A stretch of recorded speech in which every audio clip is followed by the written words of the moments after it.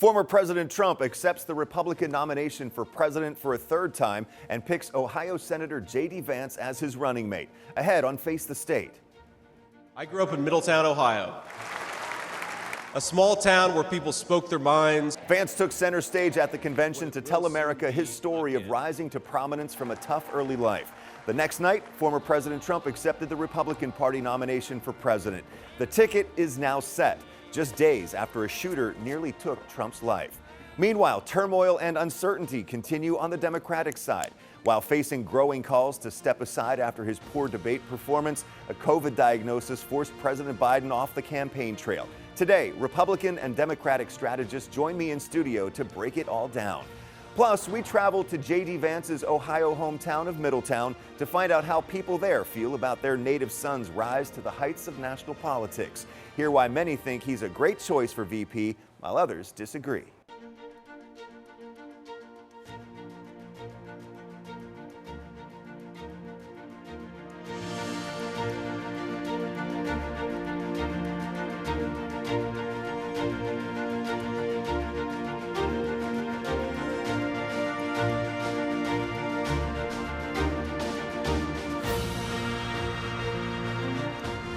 Thanks for joining us for Face the State. I'm Doug Petcash. Ohio is once again squarely in the spotlight of national politics now that former President Trump has chosen Ohio Senator JD Vance as his vice presidential running mate. And now we've learned Vance is coming home for a rally. He will speak at a hometown rally in Middletown, Ohio, tomorrow at 1:30 at the high school. 10 TV plans to be there to cover it. Vance accepted the Republican vice presidential nomination during his speech Wednesday night at the Republican National Convention in Milwaukee. It was his chance to introduce himself to voters across the country who don't know him, to make the case for a second Trump presidency and for himself as vice president. I officially accept your nomination to be Vice President of the United States of America. Vance accepted the Republican nomination for vice president with former President Trump looking on. For the last 8 years, President Trump has given everything he has to fight for the people of our country. He didn't need politics, but the country needed him. Vance, a freshman on Capitol Hill, talked about what he will bring to the GOP ticket. Now, I pledge to every American, no matter your party, I will give you everything I have to serve you and to make this country a place where every dream you have for yourself, your family, and your country will be possible once again. The former Marine first rose to national prominence with his best-selling memoir, Hillbilly Elegy. I grew up in Middletown, Ohio, a small town where people spoke their minds, built with their hands, and loved their God, their family, their community, and their country with their whole hearts. Vance laid out his Midwestern roots and played up his youth. Joe Biden has been a politician in Washington for longer than I've been alive. Now, Spencer Gross of Upper Arlington was a delegate at the RNC. In an election between two men 78 years old or older, Gross says it's nice to have some youth on the ticket. It's amazing to see a millennial on the ticket. I think he can speak to issues that millennials really care about in a way that, only someone in that age group can. Being from where he grew up, in the town right next door, I know what that's like, and he's going to do a great job as vice president. Now, Vance is the first millennial on a presidential ticket. He turns 40 years old on August 2nd. University of Dayton political science professor Chris Devine went to Milwaukee for the RNC. He says while the speech may not be memorable in the long run, Vance was largely successful in introducing himself to America. He had a story to tell. It's one that he's told in his memoir, Hillbilly Elegy, and that some may have seen even in movie form. And he wanted to remind people of that, or tell them if they hadn't heard the story before about someone who had come from very difficult circumstances in his life, economically, his mother struggling with drug abuse, who was there. And I think that was kind of an emotional moment to see him celebrating his mom's recovery. And so there was a lot about his personal story that might connect to voters, especially people who are struggling with some of those same kind of things. He connected it also politically to what he sees as Joe Biden's failures as president, and even in his career prior to the presidency, and made the case also for why Donald Trump should be president for a second term. And Devine points out the speech did not have much on policy or proposals, but says the goal was to tell America who JD Vance is in a positive way. Since Trump picked Vance as his running mate on Monday, it has been a time of dueling messages. Many Republicans praising the choice and Democrats painting Vance as someone who will be loyal only to Trump, not the country, and pointing out the negative things Vance said about Trump back in 2016 before becoming a staunch supporter and defender. Now, as for the Democrats, President Joe Biden had to leave the campaign trail after testing positive for COVID-19. The president said he feels good. However, this comes as the highest profile Democrat, California Congressman Adam Schiff, is joining the calls for Biden to leave the race. And new polls show 65% of Democrats also believe Biden should drop out. But Biden is still determined to stay in. It's not unreasonable for people to say, wait a minute, you're 81 years old. And so I think it's a legitimate thing from the race, and as long as I can demonstrate that it's not affecting my ability to compete, my ability to get things done, my ability to literally lead the world. And Democrats say they will do a roll call vote to formally name Biden as the Democratic nominee in early August. That's ahead of their convention in Chicago, which starts August 19th. Of course, there are discussions going on behind the scenes, of course. Also, all of this happened within days of the attempted assassination of former President Trump last Saturday in Butler, Pennsylvania. Trump wore a bandage on his wounded right ear at the RNC. Now, CNN reported investigators discovered that the shooter, Thomas Matthew Crooks, visited the rally site twice before the shooting. He also had photos of Trump and Biden on his phone. Authorities are still working to figure out his motive. Joining me now to talk about the most recent developments in the race for the White House are two men with a lot of knowledge and experience, but different views on things. Terry Casey is a Republican strategist who has worked in Ohio politics for 5 decades and served on the Franklin County Board of Elections for 14 years. Dale Butland is a Democratic strategist who was the Ohio Chief of Staff for the late Senator John Glenn. Gentlemen, both of you, thank you for being here today. Good to be here, Doug. Oh, first of all, Terry, let's start with you. What do you think of JD Vance as the choice for vice president? Well, for Ohio, it's great, and as noted in your lead up, he has a very interesting resume because the millennial, the Ohio connections, the blue collar roots, the fact that in Middletown, he's experienced with a lot of people, and I think one of the key things that was interesting in his speech, he had to navigate. There were Ohio State people that wanted him to pump up Ohio State because he's an Ohio State graduate, loves Ohio State. By the way, he graduated summa cum laude from Ohio State, much better than I did when I graduated there, and to get a full ride to Yale Law School is impressive. But I think Ohioans are excited to have somebody on the ticket, and then of course that could lead to the question of Trump's elected, then who's the next senator appointed by Governor DeWine? That's another show, another time. Yeah, the OHIO stuff, and he was like, wait, we got to win Michigan too. Absolutely. Right. And don't forget Pennsylvania and Wisconsin, yeah. because they got football fans there that don't true. like Ohio State. That's right. Dale, what do you think about him as the choice? I think that Trump picked him because he's a reliable yes man for him, but I think it was a mistake. And I'll tell you why. There are 2 reasons. Number one, we had the one gentleman from Upper Arlington who just said, well, it's good to have some youth on the ticket. Here's the problem. He is the least experienced Republican vice presidential nominee since 1936. He's been in the Senate for all of 5 minutes and has 0 government experience beyond that, which means he is utterly unqualified to take over as president should something happen to the 78-year-old Trump. Secondly, this guy, Vance, is an election denier who says he would not have certified the 2020 election. He is an isolationist who wants to abandon Ukraine and hand it over to the Russians. And third, he's an anti-woman extremist who has been in support of a national abortion ban, has opposed exceptions for rape or incest, and has even voted against IVF protections. I'm telling you, as the country gets to know this guy, to know him is not to love him. Do you want to respond, Terry? Well, there's this guy named Barack Obama whose time in the U.S. Senate was about as limited as what JD Vance's is, and I think Dale would say He was in Obama, state government before that, Terry. Well, but a short time period before he was running again for U.S. Senate. So we've had some presidents in the past who have had short histories, and there's a lot of people right now, the confidence level in government and where our country's headed is very low. There's a lot of people, particularly younger people, who want some change. We want some fresh voices. We want some new thinking because the same old is not working very well. Does Vance really add anything to the Trump campaign in terms of attracting voters that Trump didn't already have? Well, he doesn't add that much, but again, I think the blue collar roots, the way he can connect to a lot of people in Pennsylvania, Michigan, and Wisconsin is very important, because when you look at the map, as the national analysts do, there are certain states where Trump is much farther ahead, including in Georgia, Arizona, and Nevada. So those three Midwestern-ish states, Pennsylvania, Michigan, and Wisconsin, are the key, and if Trump wins one or two of those, the race is over. I think the evidence is that outside the MAGA base that Trump already has with him, he doesn't bring anything. And here's the proof, Terry. When JD Vance won his own election here to the U.S. Senate, he won by 6 points.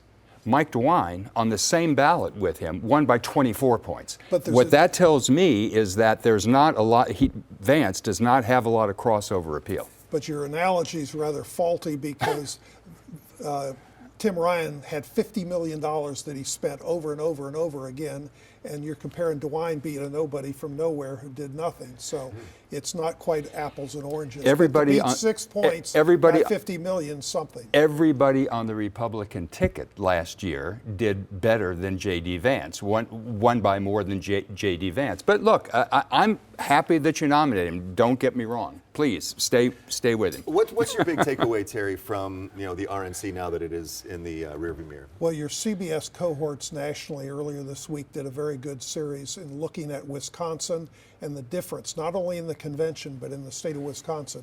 Voter enthusiasm on the Republican side is really up there. Democrat confusion and division is pretty high. So that's one of the questions when the people are that unhappy with the direction of the country and Biden. How do the Democrats turn it around? How do they unify? How about for you, Dale, as far as what you looking back in the rearview mirror about the RNC, what do you take away from it? You mean the convention itself? Yeah, just the overall vibe, the messaging. I think they had a good convention. I mean, it went off without a hitch. I think that Donald Trump's speech this week was less than I thought it was going to be. We kept hearing about how he had completely rewritten his speech. It was going to be a new Trump, that in the wake of the assassination attempt, he was a changed man. The speech went on for an hour and a half, and what I saw was not a new Trump. I saw the same old Trump, rambling, unfocused, full of juvenile insults, calling former Speaker of the House crazy Nancy, again saying that the election was stolen from him before. It reminded me a lot, Terry, of the classic rock song, whose last lines, by The Who, whose last lines were, "Meet the new boss, same as the old boss. I hope we don't get fooled again." Let's switch to the other big conversation that's been going on right now, and that's a lot of talk behind the scenes about whether President Biden should stay in the race or he should step aside. Terry, as the Democratic strategist on this one, what are you hearing? What do you think should happen with President Biden's situation? Look, I'm not going to mince words. I think that Biden is in an untenable spot. 2/3 of Democrats believe he should withdraw. His biggest donors are closing their checkbooks, and the new polls are showing that he not only won't win himself in November, but is going to take the Senate and House down with him. Now, I personally think he's going to withdraw, but even if he does, let's remember, withdrawing this late is rife with risk. It's unparalleled. This has never happened in all of American history. But let me say one thing. Assuming that the replacement process, if he withdraws, assuming the replacement process does not devolve into chaos, I think the Democrats have one big hope, and that is Donald Trump remains massively unpopular, and a majority of people do not want him back in the White House. His approval rating has never been above 47%. Not in 2016, not in 20, and not in 24. So anyone with a ceiling that low is eminently beatable. And I think that an alternative candidate gives us a path to victory that we don't have with Joe Biden. I think, Terry, that former President Trump was kind of waiting and hoping maybe President Biden would have made a decision before the RNC and he had to choose his vice president. But now looking at the situation from the Republican perspective, what does the party want, or what are they feeling about this? Well, I have to agree with Dale on the first part of what he said in terms of the Biden problem has got to get solved, but then what do they do next? Because there's a lot of fractures and divisions within the Democrat Party. So I think we're in for a very unusual election, but even this past week, right, at the time of the end of the RNC convention. CBS nationally had done polling that showed Trump now up to 52% and widening the margin out. So I think the polling is showing there's a big gap, and some of the anxiety over Trump in the past hasn't dissipated with some people, but a lot of people in the middle realize the choice of continued chaos versus moving in a different direction. They want to shift gears. If not Biden, who do you see it, the nominee being? Well, that's when it gets even harder, because if you don't pick Harris, you're accused of being a racist or a sexist. On the other hand, it's just, who does she pick for vice president? How does she pull people together? And she's got her own baggage, because remember, she was the border czar, taking care of immigration, making sure we didn't have a flood of illegal immigrants coming in. Dale, what do you see happening if he does pull out? I personally would like to see an open process where 3 or 4 or 5, however many people want to run, are able to run. Look, in terms of Vice President Harris, certainly she should be allowed to compete. She should be encouraged to compete. Absolutely. But no vice president in our lifetimes has ever been automatically handed the nomination. They've all had to fight for it. And so I'd like to see an open process. Let's do some town hall meetings, do one in the East Coast, one in the South, one in the Midwest, one in the West. Let's have a few debates, and then let the convention delegates decide. I think it's an open process that I think would generate enormous interest in the country. A couple analysts I talked to threw this out there, that they said highly unlikely that it would happen, but another option is for President Biden to resign from office, have Kamala Harris become president, and then run on the ticket that way. Do you see any chance of that happening? No, and there is no reason to. Look, I've been in politics a long time, and I've been around presidents before. And what I'll tell you is there's a big difference between the skill set that is needed to be president and the skill set required to run for president. President Biden's done a good job as president, and he's still capable of doing that. What he's not capable of anymore is making the case for why he should be reelected. He's not capable of running for the office anymore. And so, but I don't see him resigning, because there's no reason for him to. He's done a great job. And if Dale gets his wish for an open convention in Chicago, the worst nightmare for the Democrats is it becomes a rehash of '68, when the Democrats over Vietnam War were totally divided, and it was bloody and nasty. So we're going to have, Doug, you're going to have a lot to talk about in future shows. It certainly is a fascinating time in American politics. I wish we could talk for another half hour, of course, gentlemen, and we can do this again for sure, but I do need to move on right now. But thank you, Dale, for your time. Terry, for yours as well. Thank you. Pleasure. Really appreciate your perspectives. Well, if former President Donald Trump is elected in 2024, Senator JD Vance will go to Washington, D.C. with him, leaving a key Senate seat up for grabs here. 10 TV's Angela Ann explains what could happen next in the Buckeye State. There are several scenarios that could play out here. The first, President Biden wins the 2024 election and Trump and Vance lose. Vance would then keep his Senate seat until 2028, when he's up for re-election. But if Trump wins, Vance goes to the White House, opening up one of Ohio's 2 Senate seats. In that case, Ohio Governor Mike DeWine would then appoint a replacement.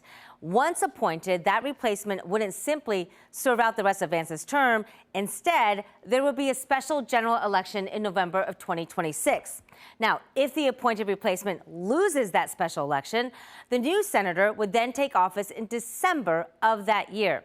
The winner does not automatically earn a regular 6-year Senate term. Instead, they will have to then run for re-election again in 2028, which is when Vance's original Senate term is up. So clearly a lot of moving parts here, and we're going to have to see how it all plays out on November 5th.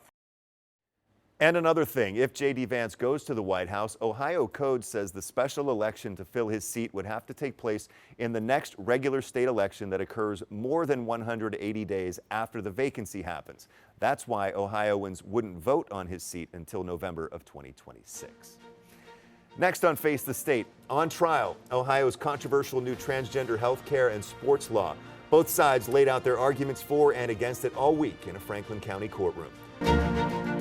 Welcome back to Face the State. We're coming off a major week for transgender rights in Ohio. All week, a Franklin County judge heard from expert witnesses and parents of 2 transgender children as the state is challenged over House Bill 68. That's the temporarily blocked law that bans gender-affirming care for transgender youth, as well as bans transgender athletes from competing in women's and girls' school sports. The ACLU of Ohio argues the law denies medically necessary health care, but the state claims the treatment is too risky for children. It's something expert witnesses gave different answers on. In your clinical experience, would you say that puberty suppressants used to treat gender dysphoria in adolescents are safe? Yes. My clinical experience is the response to these therapies is positive and beneficial. It's a trick question in that we can't say it's safe. There's no, in medical ethics, we don't decide if something is safe. There's no such thing as a zero risk medical intervention. All we can ever do is decide whether the potential risks are worth the potential benefits. The trial was expected to wrap up on Friday after we recorded this segment, but no matter the trial's outcome, we're told an appeal is likely and the case is expected to go at some point to the Ohio Supreme Court. Right now, that court is split 4-3 toward Republicans, but 3 seats are on the ballot in November. Still ahead on Face the State, Ohio State Buckeye national champion, Olympic gold medalist, and NBA great Jerry Lucas is a famous son of Middletown, Ohio. Now, Middletown's own JD Vance has risen to national prominence for a second time. First as an author, now as Trump's running mate. How do people there feel about that? Stay with us. As I mentioned earlier, Vice Presidential nominee Senator JD Vance will speak at a hometown rally in Middletown, Ohio tomorrow at 1:30 at the high school. 10 TV will be there to cover it. The day after former President Trump chose Vance as his running mate, we went to Middletown to see how that news is settling in. Vance is someone who came from humble beginnings and has now risen to national prominence in a second way. Vance put Middletown, Ohio on the national map in 2016 with his memoir, Hillbilly Elegy. Some of those we talked to there say he's doing it again as the potential next vice president. The southwestern Ohio town of 51,000 proudly displays their hometown heroes, their veterans, on downtown lampposts. For many here, former President Trump's choice of native son and Marine Corps veteran JD Vance is another point of pride. I think it'll be awesome, just for the city. I did vote for him when he ran for Senate, and seems to be a good guy from what I've seen of him. Lunchtime at the Jug on Middletown's Central Avenue kept server Kenny busy. I was just checking to see if you need a refill. But he took 2 minutes to give us his 2 cents. Yeah, I think it's awesome that he started in politics and now he's already going to become vice president. 81-year-old Ronald Downs was born here. He thinks it's cool Vance is from his city. I don't know that much about JD Vance, but I'm definitely a Trump person.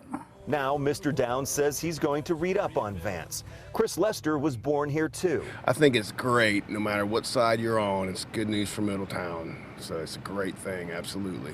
He seems like he's young, and he'll be a good choice. A handful of people we talked to didn't want to go on camera, either because they don't know much about Vance or they don't like his and Trump's politics or policies. Just around the corner at Java Johnny's. We're dealing with 2 presidential candidates that are 78 and over. We caught up with Middletown Rotary Club President Stuart Locke right after the club's meeting let out.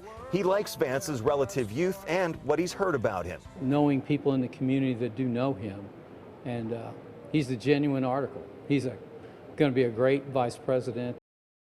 A couple people looked ahead, saying if the Republican ticket wins the November election, their hometown guy could someday be president.